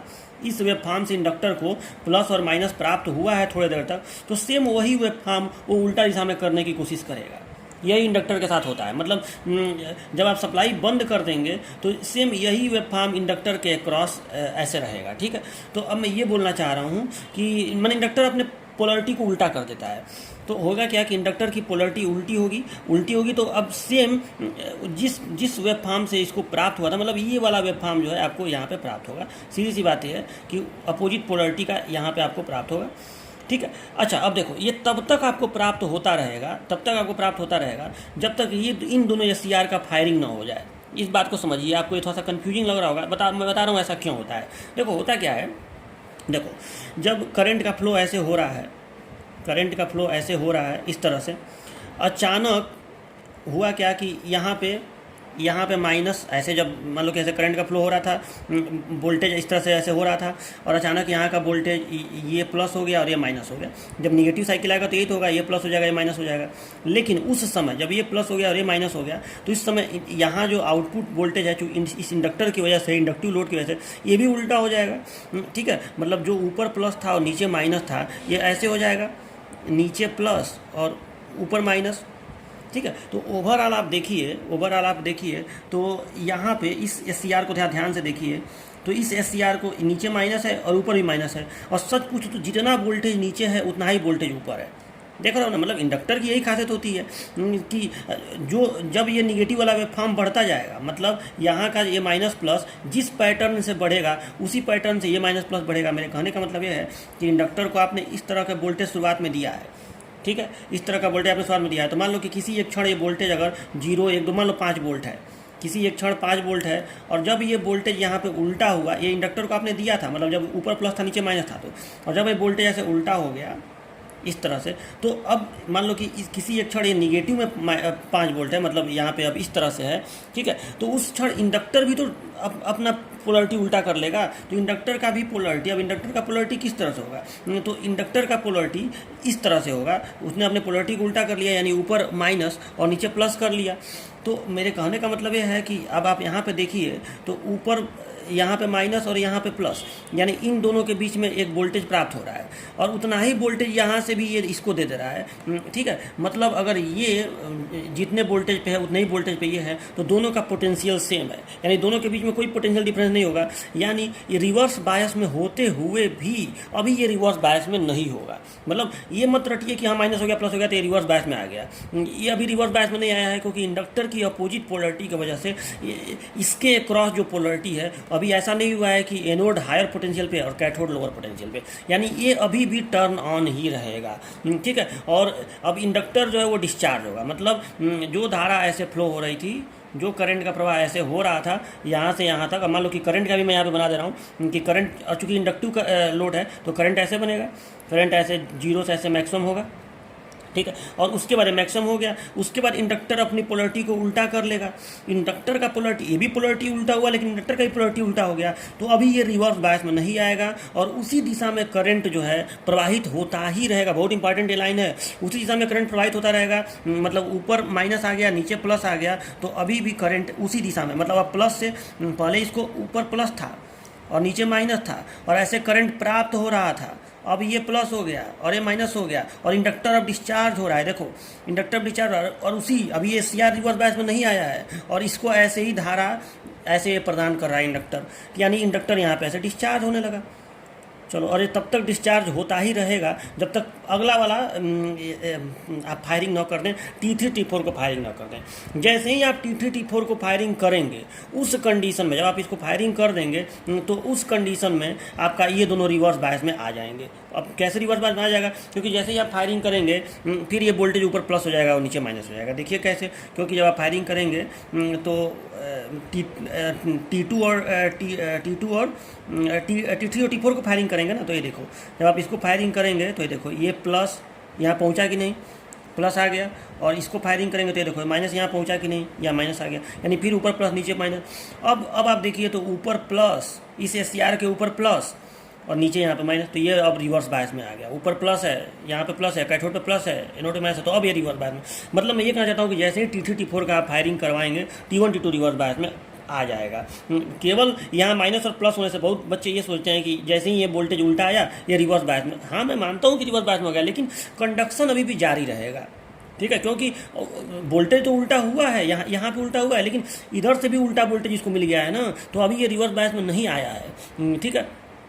और जब तक आप फायरिंग नहीं कर देंगे T3 T4 का, तब तक मान लो कि आप फायरिंग यहाँ पे करते, यहाँ पे नीली वाली लाइन यहाँ पे होती, तो ऐसे बढ़ता जाता बढ़ता जाता बढ़ता जाता, बात समझ लेना। और जैसे ही फायरिंग करेंगे तुरंत ये ऑफ हो जाएगा, ठीक है। और उतने देर में ये इंडक्टर डिस्चार्ज होता ही रहेगा। तो मान लो कि ये इंडक्टर डिस्चार्ज हुआ है, करंट इसका कम हुआ, ठीक। उसके बाद अब फिर क्या होगा, फिर इसके बाद ये होगा कि जब आप T3 T4 को ऑन किए तो फिर ऊपर प्लस आया, नीचे माइनस आया, यानी वोल्टेज उसी दिशा में आया। भले यहाँ पे निगेटिव वोल्टेज है, आउटपुट पे आपको वोल्टेज उसी डायरेक्शन में प्राप्त हुआ, यानी ये तो बना दो पहले, यानी आउटपुट पे आपको वोल्टेज उसी डायरेक्शन में प्राप्त हुआ। तो ये देखो फिर ये, ठीक है। और करंट के साथ क्या होगा, तो करंट अब यहीं से बढ़ना ऐसे चालू हो जाएगा, और फिर यहाँ पे जाके करंट मैक्सिमम के आसपास में होगा, और फिर ये निगेटिव वोल्टेज यहाँ पे आएगा। ये आपको समझ में आ रहा होगा, इंडक्टर का वोल्टेज उल्टा होगा, और इंडक्टर का वोल्टेज उल्टा होगा, और उस समय अभी T3 T4 कंडक्ट करते ही रहेंगे, और ये लोड डिस्चार्ज होगा, ये, ठीक है। और लोड डिस्चार्ज होने का मतलब अब इसका करंट कम होगा, ठीक है। अब देखिए, ग्राफ को कंटिन्यूअस बनाने के लिए हम लोग ये मान के चलेंगे, यहाँ पे देखो, यहाँ पे एक साइकिल पूरा हुआ है ना यहाँ पे। चलो एक बार और इसको बना देते हैं, ठीक है। और फिर करंट के साथ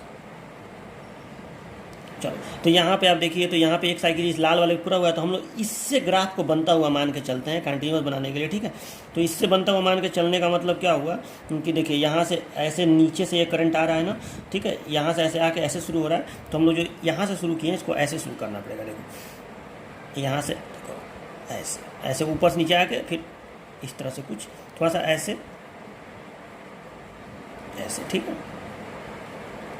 इस तरह से ये करंट का ग्राफ बनेगा। अच्छा, वोल्टेज के साथ भी, तो वोल्टेज को भी आप देखिए, तो इससे मान के चलेंगे, मतलब ऐसे वोल्टेज आके ऐसे हो रहा है, ठीक है, तो ऐसे समझ रहे हैं ना। यहाँ पे T1 T2 कंडक्ट कर रहा है, देखो यहाँ पे यहाँ से लेकर यहाँ तक ये T1 T2 कंडक्ट कर रहा है, ठीक है। यहाँ से लेकर यहाँ तक T1 T2 कंडक्ट कर रहा है, ठीक है। यहाँ से यहाँ तक फॉरवर्ड बायस में है, और यहाँ से यहाँ तक भी अभी वो फॉरवर्ड बायस में ही है। यहाँ से यहाँ तक इंडक्टर लोड ले रहा है, और इतने दूर में इंडक्टर लोड दे रहा है, इंडक्टर पावर ले रहा है, और इतने दूर में इंडक्टर पावर दे रहा है, यानी इंडक्टर का करंट बढ़ रहा है, और फिर इंडक्टर करंट डाउन हो रहा है, ठीक है। और फिर यहाँ से यहाँ तक T3 T4 कंडक्ट कर रहा है, समझ रहे ना बात को। T3 T4 कंडक्ट कर रहा है, और फिर जब T1 T2 ऑन हो रहा है तब ये रिवर्स बायस में हो रहा है। ये आपको समझ में आ रहा है ना, ठीक है। तो ये चीज़ है, मतलब कहने का मतलब ये है कि इतने दूर में जब आप बनाएंगे तो यहाँ पे शुरुआत में ये T3 T4 रहेगा, T3 T4, फिर यहाँ से यहाँ तक T1 T2, फिर यहाँ से यहाँ तक T3 T4, फिर यहाँ से यहाँ तक T1 T2, इस तरह से ऐसे बनेगा, ठीक है। तो यहाँ पे आपको अभी मैं वो सब बना दूँगा, तो ये आपको बात समझ में आया होगा। थोड़ा सा और इसमें है, तो और इसको कंप्लीट कर दे रहा हूँ, ठीक है। चलो अभी इतना छोड़ दे रहा हूँ, ठीक है, यहाँ से। चलो, इस तरह से आपका वोल्टेज और करंट का ग्राफ मिलेगा। तो आप देखिए अब यहाँ पे, तो जब अल्फ़ा 1 का, अब एक बात और, अब अगर आप इस वोल्टेज का, आप करंट को देखिए पहले, करंट हमेशा प्लस में है कि नहीं। अगर आप इस करंट का एवरेज वैल्यू देखें, या वैसे भी आप करंट का ग्राफ देखिए, तो करंट हमेशा प्लस में बना है कि नहीं, करंट हमेशा ऊपर नीचे ही फ्लो हो रहा है कि नहीं, घटना बढ़ना छोड़ दो, लेकिन करंट ऊपर नीचे ही फ्लो हो रहा है कि नहीं। जब T1 T2 ऑन रहा है तो करंट ऐसे फ्लो हुआ है, आपको मैं भी बताया हूँ, ऐसे करंट फ्लो हुआ है। और जब T1 T2 ऑफ हो गया है तो इसके वजह से इसके वजह से ये डिस्चार्ज होने लगा है, तो भी तो करंट ऐसे ही फ्लो हुआ है, यानी करंट ऊपर से नीचे ही बहा कि नहीं। और जब T3 T4 ऑन हुआ है, तब जब T3 T4 ऑन हुआ है तो करंट ऐसे फ्लो हुआ है, ऐसे ऊपर से नीचे, फिर देखो करंट ऊपर नीचे, और इस पर आया है वापस। और जब ठीक है, और जब उस डायरेक्शन, जब T3 T4 ऑन हुआ है तो ऐसे फ्लो हुआ है। और उसमें भी जब वो रिवर्स बायस में पहुंचा है, मतलब साइकिल जब चेंज हुआ है, तो उसमें भी करंट भले कम होने लगा है, लेकिन उसी डायरेक्शन में इसका कंडक्शन जारी रहा है। मतलब T3 T4, आप समझ ना, T3 T4 अभी भी फॉरवर्ड बायस में ही थोड़ी देर तक रहा है, ठीक है, यानी उसी डायरेक्शन में इसका कंडक्शन चालू रहा है, यानी इस तरह से ऐसे, ठीक है। उसी डायरेक्शन में इसका कनेक्शन चालू रहा है, मतलब ऊपर प्लस था नीचे माइनस था, मतलब यहाँ और ये प्लस हो गया है और यहाँ से इस तरह से इसका कंडक्शन जारी रहा है, इस तरह से, सॉरी यहाँ पे, ठीक है। इस डायरेक्शन से ऐसे, इस डायरेक्शन से ऐसे T4 से होते हुए फिर ऐसे सोर्स को ऐसे देता रहा है ये, मतलब अभी भी कंडक्शन आप देखिए तो ऊपर नीचे ही ऐसे T2 में नहीं जाएगा क्योंकि वो आप है, ठीक है। तो ऐसे होते हुए, ठीक है, ऐसे होते हुए अभी ऊपर नीचे कंडक्शन जारी रहा है, लेकिन ये डिक्रीजिंग करंट होगा, ठीक है। इंडक्टर इस समय डिस्चार्ज होगा। तो ये होता है आपका ये इस मोड में। अब देखिए, अब आपको अगर मैं कहूँ कि ज़रा मुझे करंट तो प्लस में ही है, ज़रा वोल्टेज का बताइए, तो वोल्टेज कभी कभी माइनस में आ रहा है, लेकिन अगर आप इसका एवरेज मान निकालें, अगर एवरेज मान निकालें तो एवरेज मान कैसे निकालेंगे? इसके लिए आपको इंटीग्रेशन वाला फॉर्मूला नहीं इस्तेमाल होता है, 1/पाई इंटीग्रेशन 0 से पाई Vm sin ओमेगा t, ऐसे करेंगे तो आपका क्या आता है मैं बता रहा हूँ सीधे। देखो ये डेरिवेशन में आपको जब मैं कंट्रोल रेक्टिफायर पढ़ाया था, तो जब मैं आपको कंट्रोल रेक्टिफायर पढ़ाया था तो ये डेरिवेशन मैं आपको कराया था। आप जाके अपने नोट्स में हेडिंग देख लीजिएगा, control rectifier with RL load, ठीक है। Bridge control rectifier with RL load, ये हेडिंग था जिसमें मैं आपको ये करवाया था कि इस डीसी का average value of output DC voltage, ये जो डीसी वोल्टेज है उसका एवरेज वैल्यू क्या होगा। ये डीसी ही तो है, एक तरह का फुल वेव रेक्टिफायर है, फुल कंट्रोल रेक्टिफायर है, मतलब निगेटिव के लिए भी आपको पाई टू साइकिल मिल रहा है। तो जब आप इसका एवरेज वैल्यू निकालेंगे तो ऐसे आएगा, VO इज इक्वल टू आपका आएगा 2Vm/पाई कॉस अल्फा, ये आप देख लीजिएगा। लेकिन यहाँ पे मैं फायरिंग एंगल को α1 मान रहा हूँ, तो cos α1 ये VO का मान आएगा। VO इज इक्वल टू 2Vm/पाई cos α1, ये मान आएगा, ठीक है। इसका मतलब ये हुआ, और α1 का मान 90 से कम है, तो जब cos अल्फा का मान 90 से कम होता है तो cos अल्फा का मान प्लस होता है, यानी कहीं ना कहीं इस वोल्टेज का मान प्लस में ही आएगा, ठीक है। अगर आप यहाँ पे 0 रख दें, तो 0 रखेंगे तो इसका मान कितना आएगा, 2Vm/पाई आएगा, 1 हो जाएगा ये। तो जैसे जैसे रखेंगे उस हिसाब से इसका मान आता जाएगा, लेकिन प्लस में ही आएगा। तो मान लो कि उसका मान प्लस में आया, तो उस वोल्टेज को मैं यहाँ पे ऐसे दिखा रहा हूँ, प्लस में आएगा। और चूँकि ये एक कांस्टेंट वोल्टेज है ना, 2Vm/पाई, मतलब एवरेज जो मान होगा, ये भले वेरिएबल है, ऐसे ऐसे ऐसे जो एवरेज वैल्यू का वोल्टेज होगा वो तो एक कांस्टेंट है। मान लो α1 का मान 30 डिग्री है या 45 डिग्री है या 60 डिग्री है, तो जो भी है ये कांस्टेंट, आप इसको हल करेंगे तो एक कांस्टेंट इतना आएगा कि हाँ इतना वोल्ट Vm/, इतना, ठीक है, ऐसे करके आएगा। तो वो जितना भी आएगा उसको मैं ऐसे दिखा रहा हूँ कि ये VO का, ये हो गया VO, ये जो ग्राफ मैं बनाया हूँ ये आपका VO है, यहाँ भी ये VO का ही ग्राफ है, लेकिन ये जो है ये VO का ग्राफ है, ठीक है।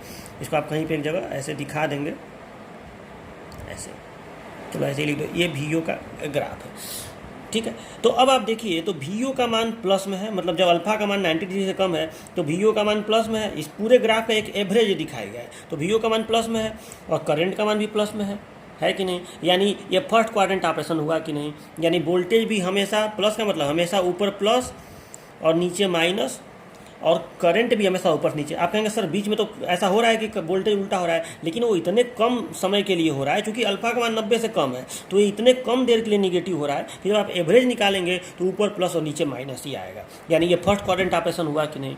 तो इसी को हम लोग कहते हैं रेक्टिफिकेशन मोड ऑफ कन्वर्टर। कहीं ना कहीं यहाँ पे आप देखिए, तो जो AC सप्लाई का निगेटिव साइकिल है वो भी पॉजिटिव साइकिल में प्राप्त होकर मिल रहा है। जैसा आप लोग डायोड वाले रेक्टिफायर में करते थे, ऐसा आपको याद होगा, ऐसे ऐसे होता था तो नहीं, इस तरह से मिलता था, फुल वेव रेक्टिफायर जिसको आप कहते थे, लेकिन वो अनकंट्रोल्ड रेक्टिफायर होता था। यहाँ पे एक कंट्रोल्ड DC मिल रहा है कहीं ना कहीं, ठीक है। तो ये आपको समझ में आया होगा कि ऊपर प्लस और नीचे माइनस, और धारा ऊपर नीचे, यानी ये फर्स्ट क्वाड्रेंट है, मोटर फॉरवर्ड दिशा में आगे बढ़ेगा, यानी ये फॉरवर्ड मोटरिंग प्रदान करेगा जब α1 का मान 90 से कम होगा, ठीक है। तो इसी को हम लोग कहते हैं रेक्टिफिकेशन मोड ऑफ कन्वर्टर 1, ठीक है। चलो ये आपको समझ में आ गया। अब देखिए, मैं इसी में α1 का मान 90 से 180 करके आपको दिखाऊंगा कि कन्वर्टर 1 ही इन्वर्टर मोड में कैसे काम करेगा। तो इसको आप देखिए, अब यहाँ पे आप देखिए, तो मैं उसी सर्किट को बनाया हूँ, मतलब जो ये मेन सर्किट था, अभी मैं इसी कन्वर्टर 1 पे चल रहा हूँ। तो ये जो कन्वर्टर 1 आपको दिख रहा है, इसी को मैं अभी बनाया था, और आपको मैं रेक्टिफिकेशन मोड यहाँ पे बना के समझाया था, ठीक है। वही कन्वर्टर है, ठीक है, T1 T2 T3 T4, और यहाँ पे VO को मैंने बताया कि वोल्टेज भी प्लस में और करंट भी प्लस में आपको प्राप्त हुआ, और एक ग्राफ मैंने सूत्र भी ये बताया आपको। चलो वही कन्वर्टर यहाँ पे T1 T2 T3 T4, और ठीक है वही VS यहाँ पे VO, और मैं बस ये करूँगा कि α1 का मान 90 से ज़्यादा दे दूँगा। तो चलो देखा जाए, यहाँ पे α1 रहेगा, अभी α2 की बात तो नहीं है ना, अभी α1, तो α1 का मान 90 से ज़्यादा। चलो करके देखते हैं। तो देखो इस ग्राफ में मैं पहले ही बना चुका हूँ, ये सोर्स वोल्टेज है, यहाँ से यहाँ मैं हर जगह पाई से 2 पाई से 3 पाई से 4 पाई से हर जगह रेड वाली लाइन खींच दिया हूँ। और मैं फायरिंग वाले को, फायरिंग एंगल को मैं नीला से दिखाया हूँ। तब देखो फायरिंग में किस एंगल पे किया हूँ, ये देखो 90 यहाँ पे होगा ना बीच में, 90 से ज़्यादा पे किया हूँ कि नहीं। तो देखो तो अब ग्राफ कैसा प्राप्त होगा, तो ये बताइए। जब पहले तो ये समझो कि इस साइकिल के दौरान, इस पूरे साइकिल के दौरान ये प्लस होगा और ये माइनस होगा, यानी T1 T2 forward bias, T3 T4 reverse bias. जब T1 T2 फॉरवर्ड बायस में होगा तो उसका आप फायरिंग कर दिए, लेकिन फायरिंग एंगल 90 से ज़्यादा रखें, ये शर्त है। तो फायरिंग एंगल जब आप 90 से ज़्यादा रखेंगे तो ये बताओ तब आपको जो वोल्टेज प्राप्त होगा, मतलब ये एसी सप्लाई का वोल्टेज ऐसे गया गया गया अपने मैक्सिमम को पार कर लिया, जब यहाँ पाया तब आपने फायरिंग किया, ध्यान से समझिए, तब आपने फायरिंग किया। तो आपको वोल्टेज का ग्राफ यहाँ से प्राप्त होना शुरू होगा कि नहीं, ऐसे और फिर ऐसे, बताओ ऐसे प्राप्त होगा कि नहीं, इस तरह से बताओ, ये इस तरह से ऐसे प्राप्त होगा कि नहीं। अच्छा, अब इसके बाद क्या होगा, तो मैं पहले ही आपको बता चुका हूँ कि जैसे ही आप इसको हटाएंगे, मतलब अब देखो जब जैसे ही ये निगेटिव साइकिल आएगा, यहीं पे बच्चे कंफ्यूज होते हैं, जैसे ये निगेटिव साइकिल आएगा मतलब यहाँ पे जब प्लस आया और यहाँ पे जब माइनस आया, तो बच्चों को ये लगता है कि ये दोनों SCR जो है T1 T2 रिवर्स बायस, ये उनके दिमाग में रहता है। मैं ये बोल रहा हूँ कि अभी भले यहाँ का पोलरिटी उल्टा हो गया, अभी ये रिवर्स बायस में नहीं आएगा, अभी भी ये कंडक्ट करता रहेगा। ये रिवर्स बायस में तब आएगा जब T3 T4 का फायरिंग हम लोग कर देंगे, क्योंकि T3 T4 अब फॉरवर्ड बायस में आ चुका है, ये बात सही है, क्योंकि इसको प्लस मिल गया तो ये फॉरवर्ड बायस में आ चुका है, तो इसको फायरिंग देने पर ये ऑन होगा। लेकिन जब तक ये ऑन नहीं होगा तब तक ये ऑफ नहीं होगा, ठीक है। ऐसा इसलिए होगा क्योंकि ये इंडक्टर जो है ये अपने पोलरिटी को उल्टा करेगा। जब ये अपने पोलरिटी को, देखो पहले इसको यहाँ प्लस मिला था और यहाँ माइनस मिला था, तो इंडक्टर का यही नेचर होता है कि जब उसकी पोलरिटी जब उल्टी की जाती है तो उस समय मान लो कि इंडक्टर को सप्लाई मिलना बंद हो गया। मान लो कि थोड़ी देर के लिए जब आप ये समझिए कि ये प्लस था, जब शुरुआत में ये प्लस था और ये माइनस था और आपने इसको उल्टा कर दिया, चलो इसको उल्टा कर दिया, इधर ये प्लस कर दिया माइनस कर दिया, यानी आपने और ये होगा ये कि अब सच पूछो तो SCR जो है वो एक तरह से आप ही हुआ, ठीक है। लेकिन जब ये आप होने की कोशिश करेगा, तुरंत इसको चूंकि सप्लाई मिलना बंद हो गया तो ये अपनी पोलरिटी को उल्टा कर लेगा, यानी ऊपर प्लस हो गया और नीचे माइनस हो गया, ठीक है। सॉरी, उल्टा बोल दिया ना, जब ऊपर प्लस था नीचे माइनस था, पोलरिटी उल्टा करने का मतलब नीचे प्लस और ऊपर माइनस, ये अपनी पोलरिटी को उल्टा कर लिया। अब जब ये अपनी पोलरिटी को उल्टा कर लेगा तो उस कंडीशन में, अब देखो इस SCR को ध्यान देखो कि यहाँ माइनस है और ऊपर से भी यहाँ माइनस है कि नहीं, तो क्या इस कंडीशन में SCR रिवर्स बायस में होगा? ऐसा तो नहीं होता है ना कि ये दोनों सेम पोटेंशियल पे हैं, तो कैसा रिवर्स बायस, वो पहले से फॉरवर्ड बायस में है और दोनों सेम पोटेंशियल पे है तो फॉरवर्ड बायस में ही अभी रहेगा। रिवर्स बायस में तब होता है जब ये हायर पे हो और ये लोअर पे हो, तब रिवर्स बायस आता है। वही हाल यहाँ पे है, देखो पोलरिटी उल्टा करने की वजह से ये T2 पहले प्लस पे था, यहाँ T2 यहाँ पे प्लस पे हो गया है और इधर से भी ये प्लस पे है, तो ये भी अभी कंडक्ट करता ही रहेगा। और कंडक्ट अब कैसे करेगा, तो कंडक्ट तो उसी दिशा में करेगा ना, ये ध्यान समझने वाली बात है। यहाँ का वोल्टेज उल्टा हो गया लेकिन करंट उसी दिशा में रह गया, ठीक है। ऐसे ही कंडक्ट करेगा, ऐसे T1 से T2 से होते हुए, देखो ऐसे ही कंडक्ट करेगा, ठीक है। यानी अब आपको वोल्टेज का ग्राफ किस में प्राप्त होगा, नीचे प्राप्त होगा, ऐसे ऐसे, और ये वाला पैटर्न आपको पूरा यहाँ पे मिलेगा मिलेगा मिलेगा, मैक्सिमम से ऐसे होगा। और जब तक अगला वाला SCR कंडक्ट नहीं कर देगा, देखो यहाँ पे मैं फायरिंग करूँगा, ये याद रखिएगा किसका, T3 T4 का, तब तक ये आपको कंडक्ट करता ही रहेगा। करंट का भी जब देखते रहिए, तो करंट के साथ क्या घटना घटेगी, तो करंट में देखो शुरुआत में करंट का यहाँ से कर रहा हूँ, तो यहाँ से करंट ऐसे मैक्सिमम और मैक्सिमम से करंट का ऐसे मैक्सिमम हो गया। जब लगभग धारा जीरो होती है, चूँकि इंडक्टिव है, तो उस समय करंट लगभग मैक्सिमम होगा।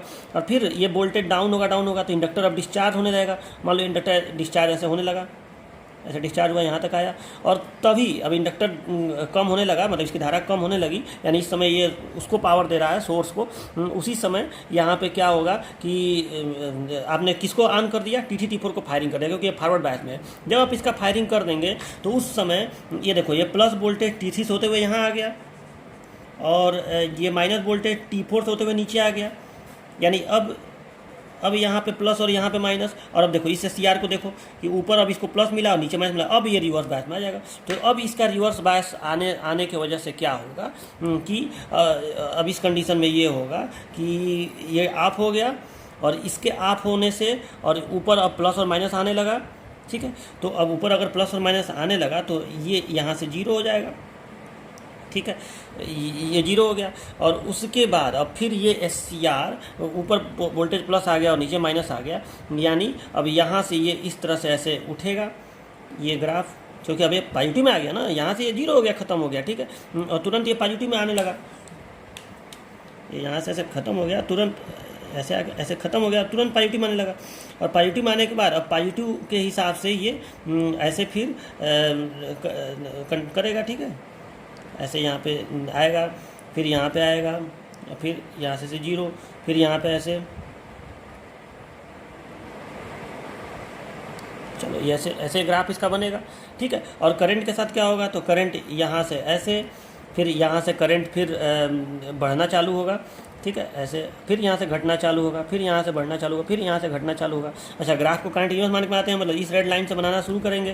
तो इस रेड लाइन से बनाने का मतलब कि यहाँ से जो आप ऐसे दिखा रहे हैं, ठीक है, इसको आप ऐसे दिखाएंगे कि यहाँ से ऐसे नीचे आ रहा है ना, देखो इस रेड लाइन से पहले नीचे ऐसे जा रहा है, ठीक है, तो ऐसे, फिर यहाँ से ऐसे बढ़ते हुए मारकर चल नहीं रहा से, ठीक है, ऐसे ग्राफ को बनाएंगे, ठीक है। और वोल्टेज के साथ भी वही काम करेंगे, इस रेड लाइन से ऐसे नीचे से आ रहा है ना, ठीक है, तो यहाँ पे इसको नीचे करके और ऐसे बनाएंगे,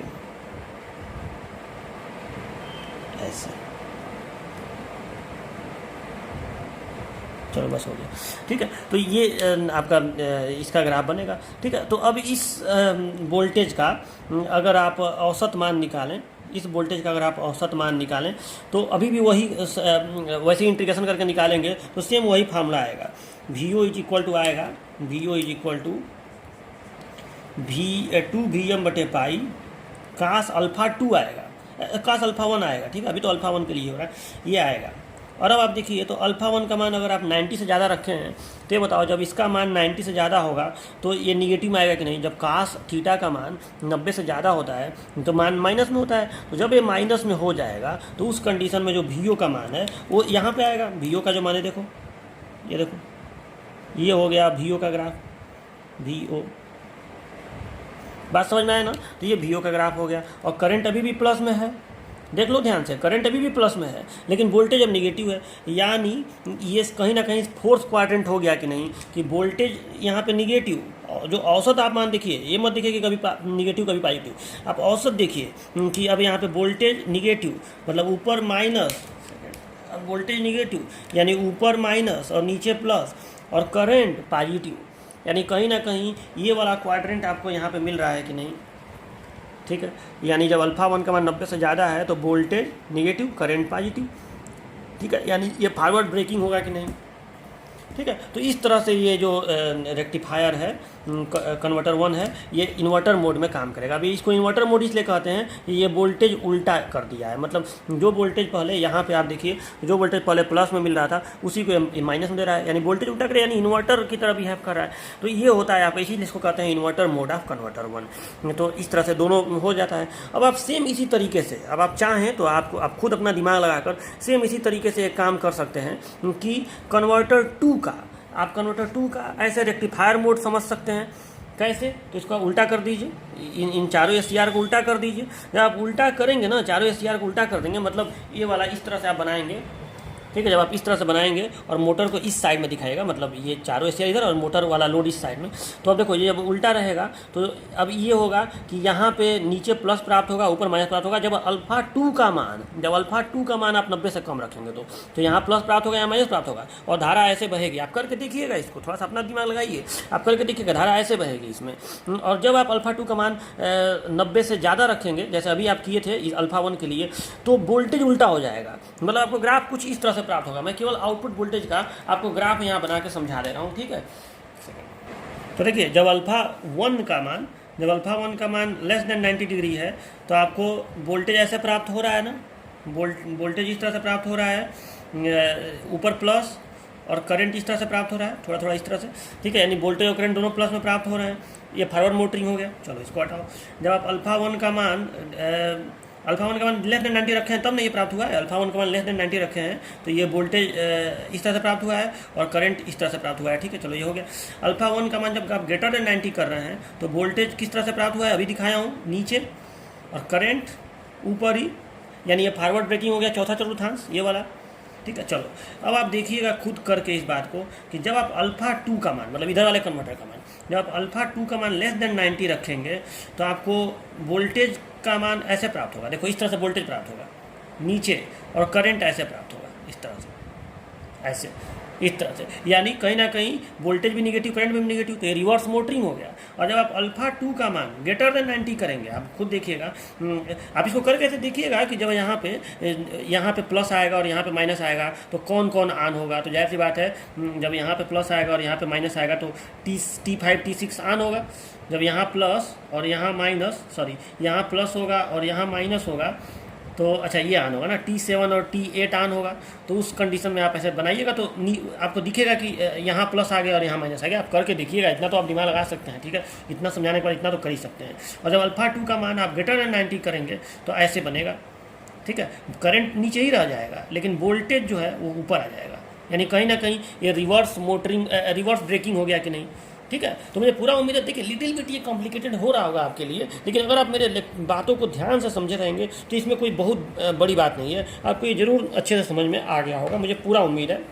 फिर भी अगर आपको कन्फ्यूजन होगा तो मुझे बताइएगा, ठीक है, मैं उसका उपाय लगाऊंगा, ठीक है। तो देखो बात ये है ना कि ये चीज़ बहुत आसानी से आप इसको समझ सकते हैं कि ये तो आप जान ही रहे हैं पहले से कि जब हम लोग SCR जब वो होता है, जब यहाँ का पोलरिटी उल्टा होता है तो उस समय SCR जो है आउटपुट पर निगेटिव पोलरिटी शो कर, ये जो लोड है वो आउटपुट पर निगेटिव पोलरिटी शो करता है और उस समय इंडक्टर का वोल्टेज डाउन होता है, ठीक है। लेकिन एवरेज, अब आप इसको, इस बात को ध्यान समझिए, जब आपका एवरेज निकाला जा रहा है तो जब अल्फा का मान 90 से कम है तो चूंकि पॉजिटिव वाला पोर्शन इतना ज़्यादा है, नेगेटिव वाला पोर्शन इतना कम है कि एवरेज पॉजिटिव में ही आ रहा है। बात समझ रहे हैं ना कि जब आप अल्फा का मान 90 से कम है, मैंने आप यहीं पे फायरिंग करवा दिए, तो उस समय पॉजिटिव पोर्शन इतना ज़्यादा है, नेगेटिव इतना कम है कि एवरेज प्लस में ही आ रहा है। यानी वोल्टेज हमेशा के लिए एवरेज वोल्टेज प्लस में ही रह जा रहा है और करंट तो प्लस में रह ही रहा है, ठीक है। लेकिन इस वाले में क्या हो रहा है, इन्वर्टर मोड में जब आप फायरिंग एंगल को 90 से ज़्यादा कर दिए हैं तो निगेटिव पोर्शन बहुत, पॉजिटिव पोर्शन बहुत कम आ रहा है और निगेटिव पोर्शन बहुत ज़्यादा आ जा रहा है।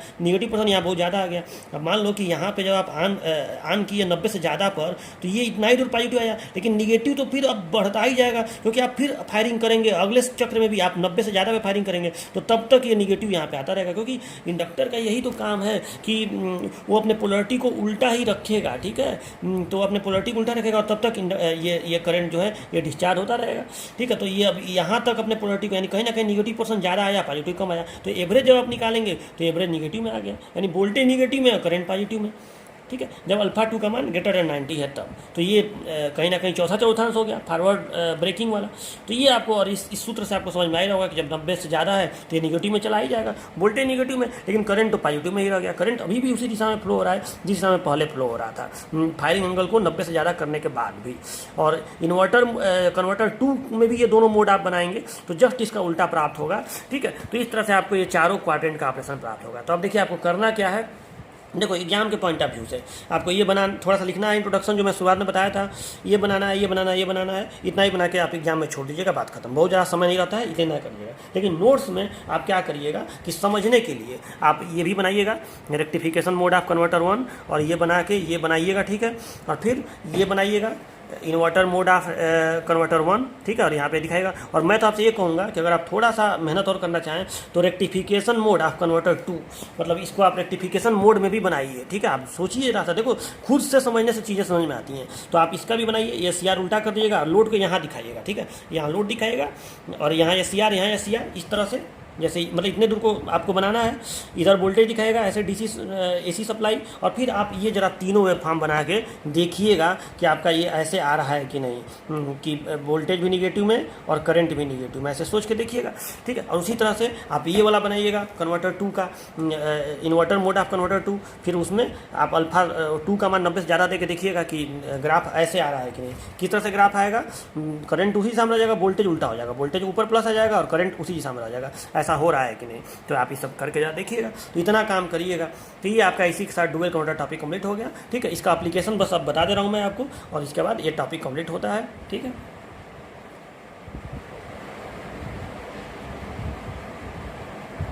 ये इसका एप्लीकेशन है, यहाँ पे मैं दिखाया हूँ इसका application. Direction and speed control of DC motor, मैंने डीसी मोटर का अगर डायरेक्शन भी कंट्रोल करना हो और स्पीड कंट्रोल करना हो तो इसका प्रयोग करते हैं। Application where river the reversible DC is required, कहीं भी अगर हमको रिवर्स डीसी चाहिए तो वहाँ पे इसका प्रयोग करते हैं। Industrial variable speed DC drive, ठीक है, तो अगर हमें वेरिएबल स्पीड डीसी ड्राइव का मतलब वही कोई इंडस्ट्री में कंट्रोल करना होता है डीसी मोटर की स्पीड कंट्रोल को, तो उसी को डीसी ड्राइव कहते हैं। तो industrial variable speed DC drive, तो इसमें इसका प्रयोग हम लोग करते हैं, ठीक है। तो चूंकि देखो यहाँ पे चूंकि फायरिंग एंगल को एडजस्ट करके हम लोग जो वीओ का मान जो हमारा वीओ का मान है, चाहे वो फर्स्ट कन्वर्टर द्वारा हो चाहे सेकंड कन्वर्टर द्वारा हो, वीओ के मान को भी तो हम लोग चेंज कर सकते हैं, जिससे हमें स्पीड कंट्रोल, हम वोल्टेज को कम अधिक करेंगे तो स्पीड कंट्रोल भी मिलेगा, तो हम स्पीड कंट्रोल भी कर सकते हैं, डायरेक्शन भी कंट्रोल कर सकते हैं, ये सारा काम हम लोग कर सकते हैं। तो ये इसके एप्लीकेशंस हो गए और इसी के साथ ये टॉपिक आपका कंप्लीट हो गया। देखिए आज आपका थर्ड यूनिट कंप्लीट होता है, इसका आईईसी का थर्ड यूनिट कंप्लीट हो गया। पहला मैं कंप्लीट करा दिया था क्लास में, 4 यूनिट है इसमें टोटल आपका, तो पहला मैं कंप्लीट 4 नहीं 5 यूनिट है, तो पहला मैं आपका क्लास में कंप्लीट करा दिया था। दूसरा मैं पढ़ाई दिया था, थोड़ा सा बाकी था, उसको मैं बाद में कभी बताऊंगा। और तीसरा कंप्लीट हो गया ऑनलाइन क्लास में। अब चौथा बस यूनिट बड़ा है, पांचवा तो बहुत छोटा है, बस चौथा यूनिट बड़ा है जिसका नाम है thyristor control of electrical drive. लेकिन अब मैं सोच रहा हूँ कि इस सब्जेक्ट को बंद करके अब नेक्स्ट लेक्चर से मैं आपको शायद टीडीईपी का ही कुछ पार्ट पढ़ाऊंगा। टीडीईपी में 4 ही यूनिट है, जिसमें से आपका पहला और दूसरा यूनिट ही ज़्यादा इंपॉर्टेंट है, ठीक है। ज़्यादा क्वेश्चन मतलब मुझे लग रहा है कि पहली 40 नंबर तो पहले ही दूसरे से आ जाता है। तो पहला मैं पढ़ा दिया था आपको क्लास में, दूसरा डिस्ट्रीब्यूशन सिस्टम जो है, ट्रांसमिशन सिस्टम पढ़ा दिया हूँ, अब डिस्ट्रीब्यूशन सिस्टम पढ़ाना है तो वो मैं आपको पढ़ाऊंगा, ठीक है। तो चलिए मिलते हैं नेक्स्ट लेक्चर में, तब तक के लिए बाय बाय।